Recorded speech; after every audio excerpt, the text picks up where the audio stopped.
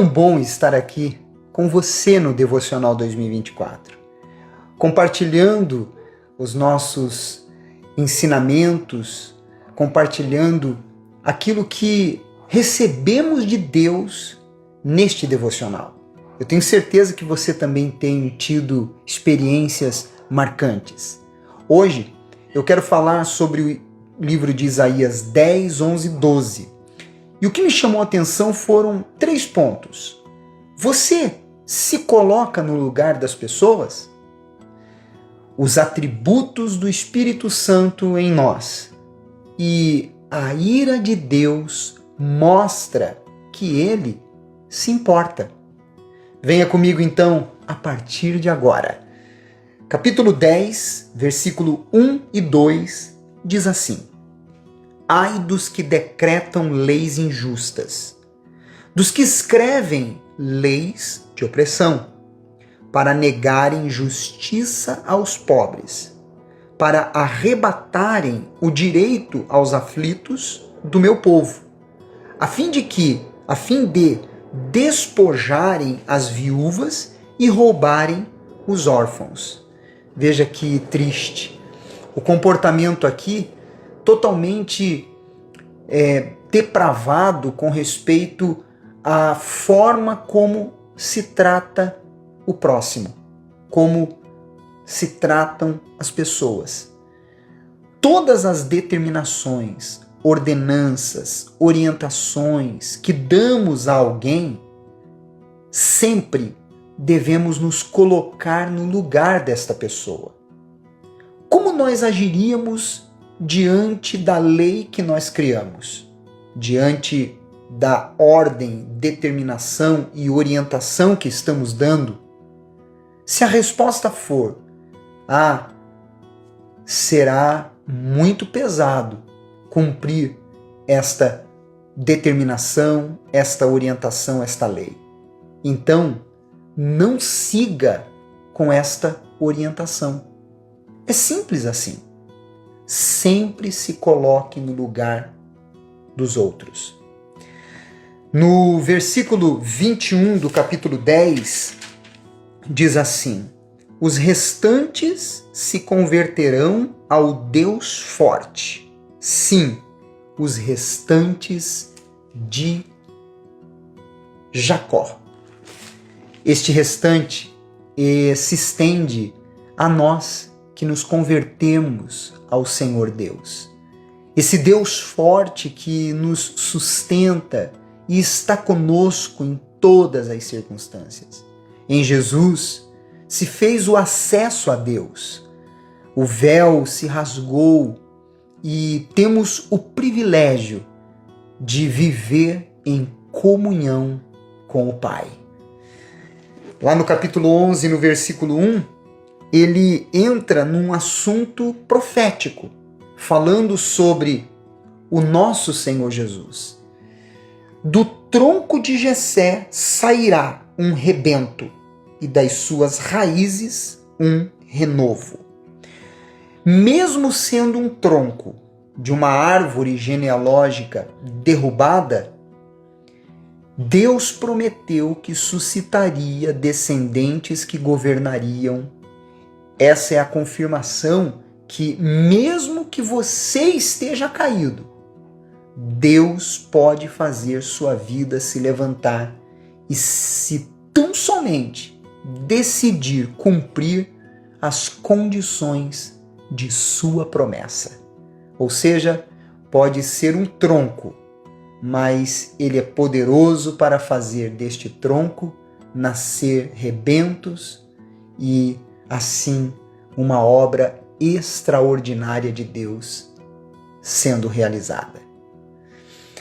Lá no versículo 2, ele fala sobre os atributos do Espírito Santo, que diz assim: repousará sobre ele o Espírito do Senhor. Aqui está falando, obviamente, sobre a profecia do Senhor Jesus, a profecia sobre o Messias, o nosso Senhor Jesus. E diz: o Espírito do Senhor, o Espírito de sabedoria e de entendimento, de conselho, de fortaleza, espírito de conhecimento e de temor do Senhor. Você observou que todos os atributos do Espírito Santo, eles estão relacionados mais à mente do que ao físico e ao coração?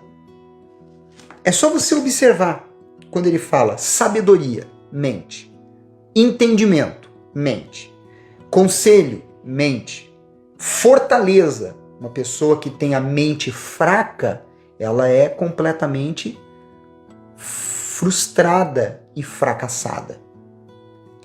Espírito de conhecimento, mente, e de temor do Senhor, que estão implantados na nossa mente. Olha que glorioso, que magnífico, que especial, né? Com a morte e ressurreição do Senhor Jesus, foi inaugurado a era do Espírito Santo.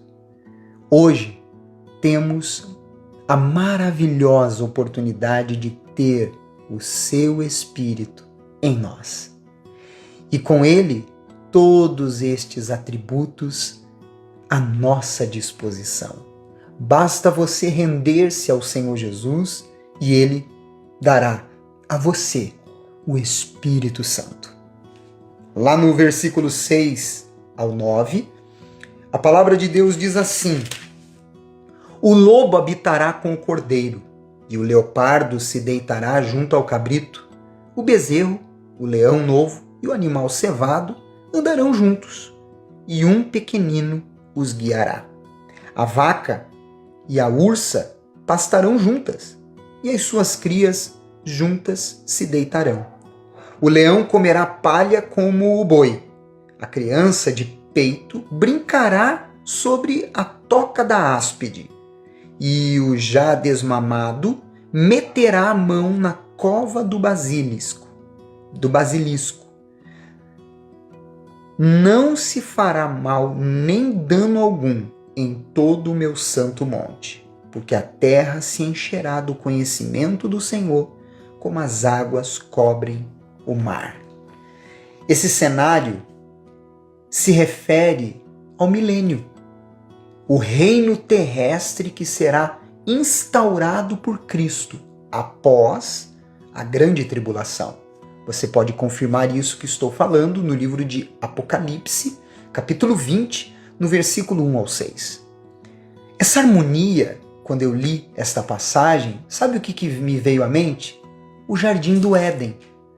Porque onde você vê a harmonia entre esses animais, entre uma criança de peito, entre uma desmamada, com esses animais que eles não ficam em harmonia e não tem como, por exemplo, aos olhos humanos, vermos essa cena.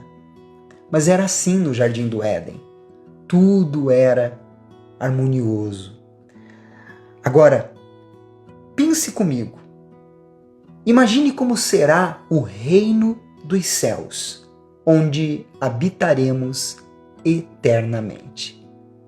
Nestas passagens que nós acabamos de ler, conseguimos ter uma breve noção sobre isso. E para terminar, no capítulo 12, no versículo 1, aliás, o capítulo 12 todo, ele fala sobre o que resumimos a este versículo, versículo 1.